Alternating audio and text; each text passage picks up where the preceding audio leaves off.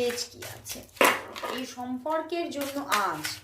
Universe message কি? Wow, প্রথমেই 10 of pentacles, wow, death card, the empress.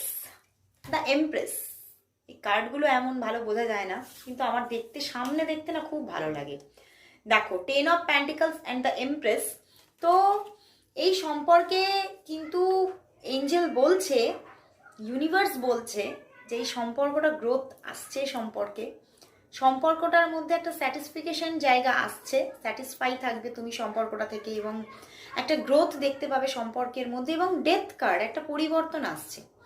পরিবর্তন means এখানে কিন্তু তোমাদের সম্পর্কটা অনেকের জন্য আছো, এমন কিছু মানুষ আছো, কিছু মানুষ বলবো না, তোমাদের 80% মানুষ এখানে আছো যারা অনেক দিনের ডিস্টেন্সে ছিলে। তো সেখান থেকেই একটা পরিবর্তন আবারও সূচিত হচ্ছে।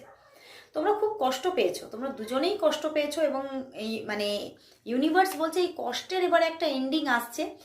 ওয়াও, ডেথের পিছনেই কিন্তু উইল, ডেথের পেছনেই উইল।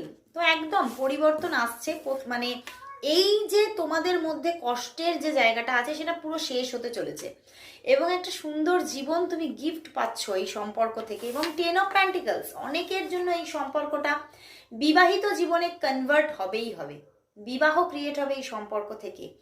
সে চলে গিয়েও সে নিজের মানে যে ভুলটা বুঝে ফিরে এসে তোমাকে কিন্তু সে ম্যারেজ করবে, একদম ম্যারেজ ক্রিয়েট হচ্ছে এই সম্পর্কটা থেকে। তো খুব ভালো একটা জায়গা, অবশ্যই ক্লেম করো রিডিংটা, এবং সবাই thank you God, thank you universe type করো। তো আজকে এখানেই শেষ করছি, আবার চলে আসবো কাল ঠিক এই সময়, ততক্ষণের জন্য সবাইকে গুড বাই।